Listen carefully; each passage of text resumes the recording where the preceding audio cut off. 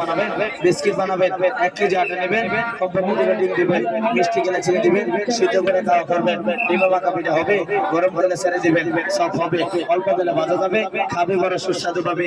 এক পাশে দিবেন, আরেকটাতে চাপ দিবেন, পিঠা হবে কিন্তু অটোমেটিক ডিজাইন। পিঠা বানাবেন, পিঠার ঘরের পিঠা 100 টাকা 100, ওটার লগে 3 পিস ফ্রি আছে, সেইটা কিনলে 3টা ফ্রি। আর ফুল প্যাকেজ নেন তাহলে 150, দামাদামি না করলে একদম 150।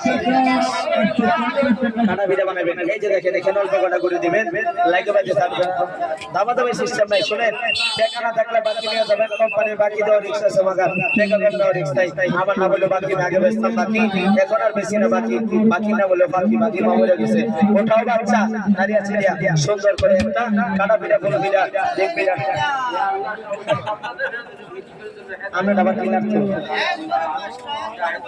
দেখেন, নকশা পিঠা, কাটা পিঠা, ফুল পিঠা, ডিম পিঠা, ডাল, তাল পিঠা, সিরা পিঠা, মিষ্টি পিঠা, ঝাল, কত রকমের পিঠা বানাবেন।